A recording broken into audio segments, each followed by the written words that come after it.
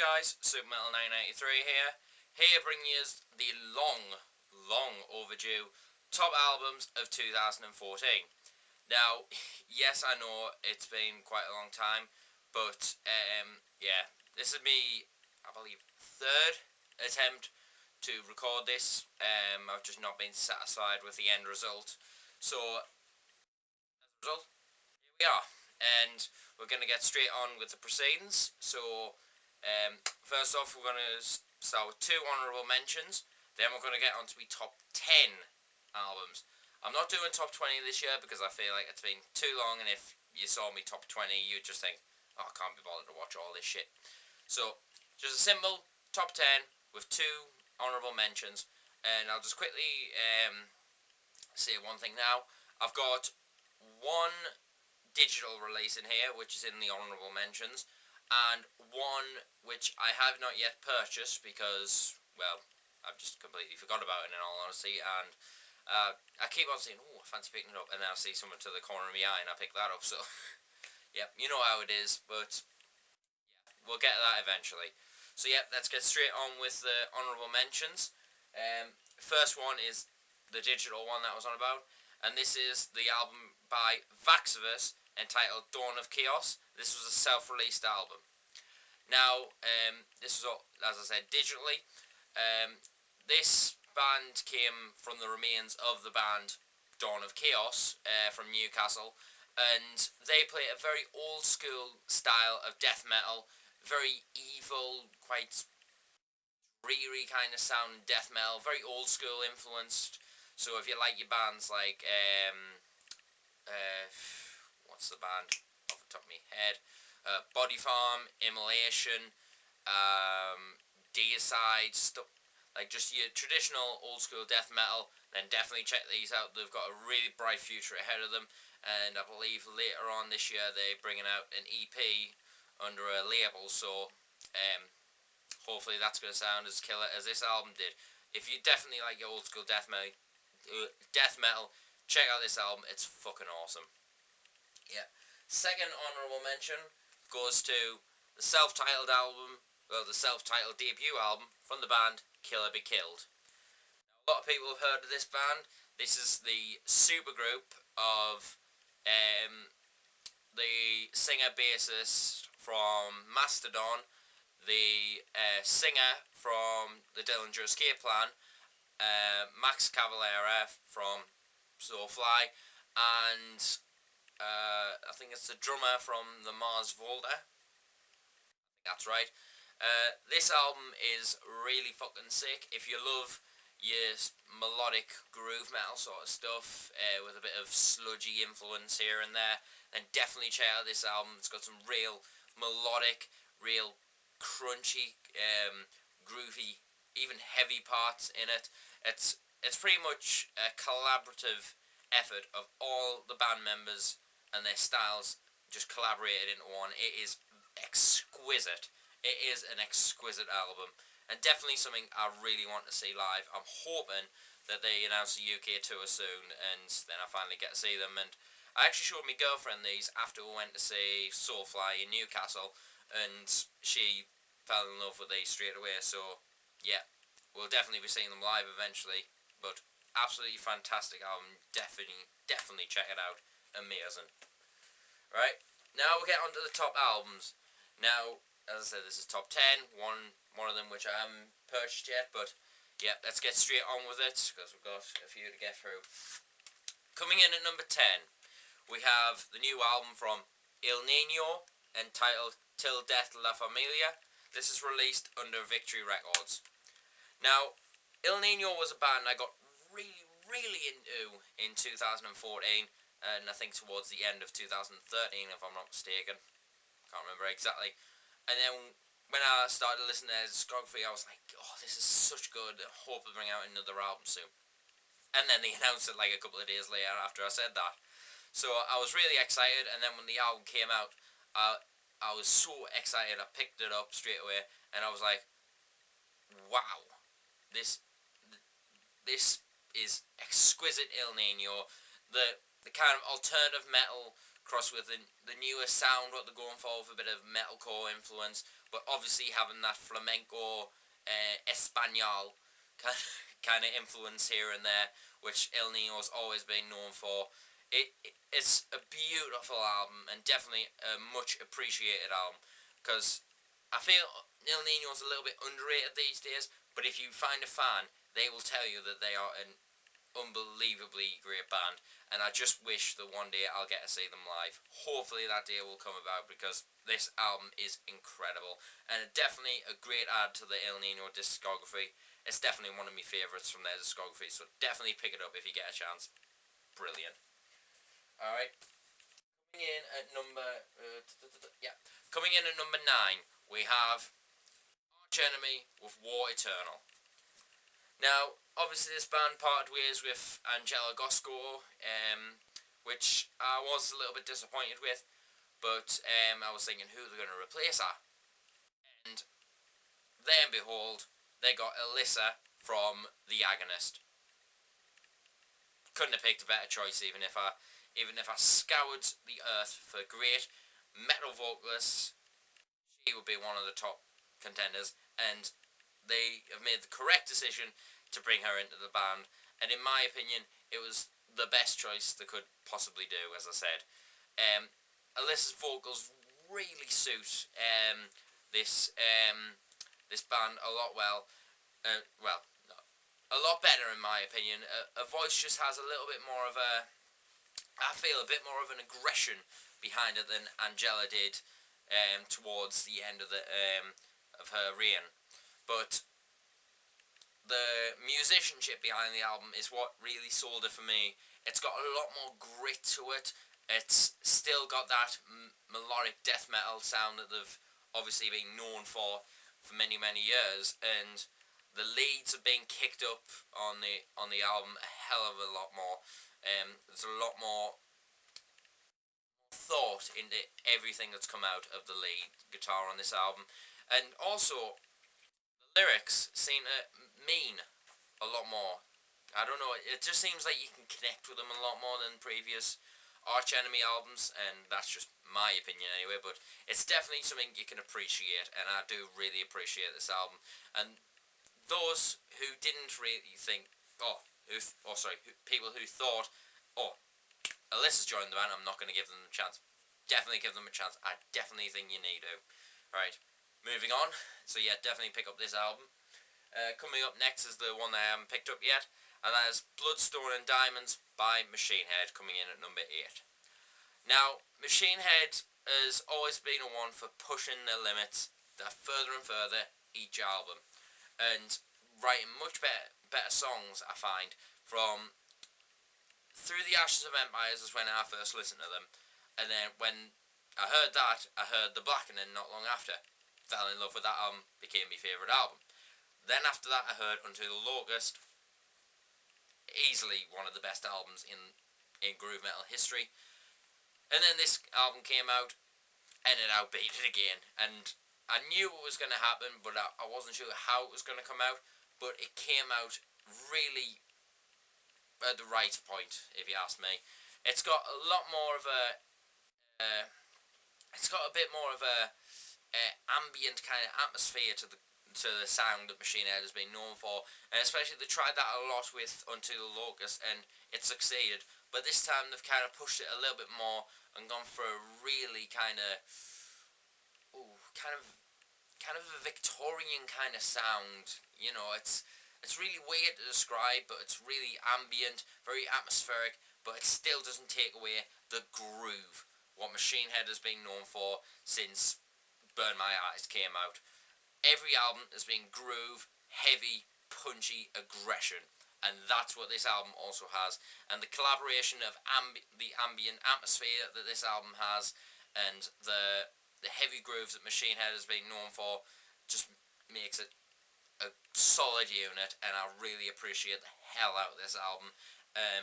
So much so that I haven't picked it up yet. You know what I mean?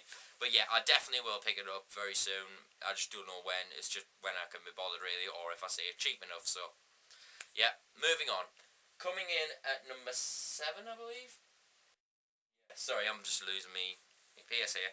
Right, coming in at number 7, we have the Aversions Crown with Tyrant. Now, there's been some very sick deathcore releases come out last year, and one of the ones that definitely stuck out to me was Aversions Crown's album. I loved the technicality, I loved the fast-pacedness, I loved the heavy fucking breakdowns. It was very nauseating to hear it. It was disgustingly heavy, some of the breakdowns on this album, especially on the song Avalanche. Definitely hear that song if you love your heavy as fuck deathcore. And even the lyrical theme of like aliens and space and kind of like Independence Day sort of shit. It's a great thing to hear. I know Rings of Saturn have done an album last year, and I felt that one was a bit over technical. Whereas this one, it's just very fast paced, really in your face, and very, very, very brutal. And in my opinion, the Aussies know how to bring the heavy, especially with bands obviously like Partway, Thy Art Is Murder, and Make Them Suffer, amongst others. But Aversions Crown have really kicked up their game since the last album, and yeah, it's unbelievable. If you haven't listened to this album and you love your deathcore or your fast death metal, definitely check this out. It's fucking mint. I sound like a right man when I say that, but who gives a shit? Alright, coming in at number 6, we have You Can't Stop Me by Suicide Silence. Well, after the loss of Mitch Lucker in 2012, I think it was 2012, I'm losing track of time, but yeah, after losing Mitch Lucker, I really didn't know what was going to happen with the band. Were they going to form under a new name? Were they going to continue and get a new vocalist? Whatever. And then they announced that they are coming back and with a new vocalist, and I was really sceptical about who they were going to get. Little did I expect that they were going to get the mighty Eddie Hermida of All Shall Perish on vocals. And with this album, I wanted to give it the full chance I could and give it the benefit of the doubt, because I really thought, like loads of people were, that Eddie was maybe not in the right sort of band, because with him being in All Shall Perish, which is kind of technical deathcore, and then going to Suicide Silence, which is more groovy deathcore, I wasn't too sure. But then when I heard this album, and I had a lot of appreciation for him, and especially some of his lyrical patterns and some of his lyrics, pretty much straight off what it's like the Black Crown from Eddie's eyes, if you ask me. And over the years, I've listened to the Black Crown, it started to dwell down, but every time I listen to this album, it definitely doesn't let us down. Every song means something, it packs a punch, and the groove on this album compared to every other Suicide Silence album is formidable. There's a lot of groove, and it's got a lot of new metal influences here and there, which is what I always appreciate Suicide Silence for, especially over the past this album and the Black Crown, sorry. But yeah, also when I seen the band live and saw Eddie punishing every old song of Suicide Silence and every new song of Suicide Silence, it just made us just fall in love with the guy. He's such a good vocalist and such a nice guy. When I met him, as you saw in me Updates and Purchases video, he kindly did an intro and shit like that. So yeah, very solid album, lot of groove and a lot of power, and especially the song, the title track of the album, You Can't Stop Me, some of Mitch's leftover lyrics.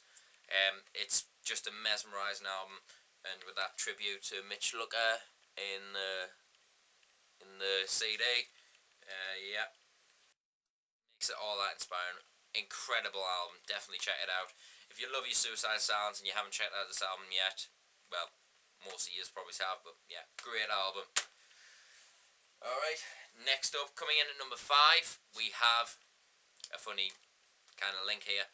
We got 5, The Grey Chapter by Slipknot. Now, loads of people expect this to be higher.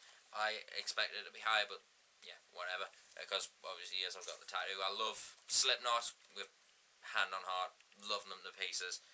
This is the first album without Paul Gray, and of course, Paul Gray and Joey Jordison. And of course, it's going to be a different vibe because with Joey Jordison's known drumming style and Paul Gray's songwriting, it's going to be a lot different. But Slipknot have created a great new chapter for them. It's the beginning of a new era for Slipknot. It's not, in my opinion, it's still Slipknot, but it's a new beginning. And that's what I feel people need to realise. That it's never ever going to be Iowa. It's never ever going to be Self-Titled Volume 3 or All Hope Is Gone. It's the new, it's the grey chapter. This is the new beginning of Slipknot, and I really respect them for that. And coming out with some groovy as hell, some really catchy songs, like The Devil in I, obviously Kill Pop, Skeptic, Custer, The Negative One. I can't remember what the other one was. It might have been Custer actually, but yeah, incredible album if you ask me, and definitely a step in the right direction, a step in the new direction. And I feel that Slipknot is back, and they are going to do some bright things in the future. And as a tribute, if this is a tribute to Paul Gray, which it is, it's done and proud. Love this album, and I love Slipknot. Never will stop loving them. Amazing band, if you ask me. Alright, coming in at number 4, we have possibly the best deathcore, pure deathcore releases of 2014, which is Whitechapel with Our Endless War. Yeah, the last album was good, self-titled, but in my opinion, the songs, it felt too rushed as an album, if you ask me, and that's what really disappointed me with that album. But this album, they've actually took an absolute effort, sat down, looked at the songs, and just writ from the heart. That's how I feel this album is. It's written from the heart. It's not playing to be technical, it's not playing to be brutal, they're just playing what they love, and that's why I'll always love Whitechapel. Especially Phil Bozeman's vocals on this. It's filled with so much emotion, the lyrics are filled with emotion, and I know I'm saying this word a lot, but this has got a real groove to it, and it makes you want to bop along to it and headbang, and that's what a great metal album, in my opinion, is what it's meant to be. And especially the last song, Fall of the I can't be bothered to read. But yeah, the last song, the bonus track, the brutalness on that, for fuck's sake, unbelievable. Definitely check out this album, it's phenomenal. And if you check out that album, it's a take back to the Somatic Defilement. Great album. Definitely check it out.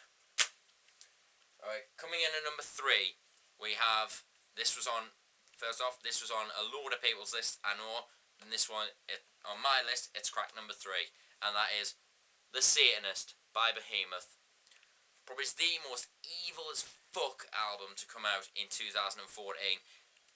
Evil, drenched in atmosphere, full of loads of ambience, loads of atmosphere, dark, twisted, like portals, you could say, into another world. And especially when you watch the music videos and stuff, it's scary.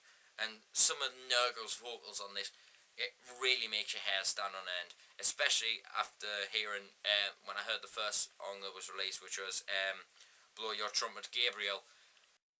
Unbelievable. Absolutely unbelievable. And Behemoth, I know they said that they're not sure if they're going to come back, what's going to be happening and whatnot, but if they continue along this path, I don't know where it's going to lead. It's going to lead them even further into the future. They're going to be headlining Download one of these days. But yeah, unbelievable, dark as hell, and some of the best things that Behemoth has ever come out with, and probably the best album in black and death metal today. Alright, coming in at number 2, this was the only album I reviewed in 2014, but hey, here it is, the new album from Nexilva, entitled Eschatologies. Wow, Nexilva, as I said in the review, really stepped up the game, and loads of influences from gent, prog, death metal, deathcore, metalcore. I've already said gent. Just loads of great symphonics, Loads of great attention to detail on this album is phenomenal. It's got, if you like a little bit of this, a little bit of that, this is it. If you like a lot of influence from a lot of different genres done right, definitely check out this album. Unbelievable. Check out my review if you want to hear more. But Nexilva going in a new direction compared to Defile the Flesh of Innocence EP or the Trials of Mankind. But it's a bright future. They've already gone on loads of tours and played a few festivals. I can see it only getting brighter and brighter for them. So yeah, great album. Definitely check out Eschatologies. Right. Now, it wasn't as good as this album, what I'm holding in my hand. The one album that really I had on repeat the moment I heard it. It has so much going for it. This band's got an even brighter future ahead of them. They're very underrated. Very underrated. And this album is just, it's been on repeat the most out of all the albums collaborated. But this is just phenomenal. So ladies and gentlemen, I present to you my 2014 album of the year, which is My Longest Way Home by Any Given Day. Holy shit, is this an awesome album.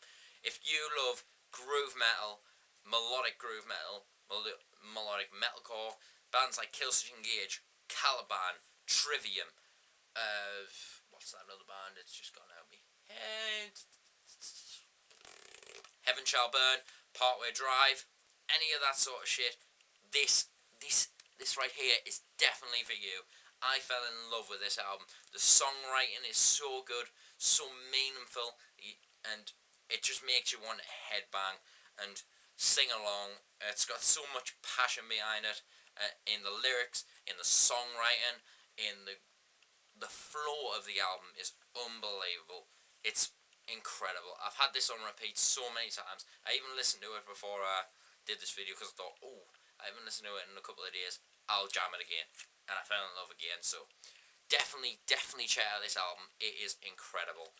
I'll leave links in the descriptions to all these bands. I'll leave obviously the links to like their Facebooks, their a song of each of these albums, so you can check it out and hopefully fall in love with either a new band or fall in love again with an old band that you never knew brought out a new album.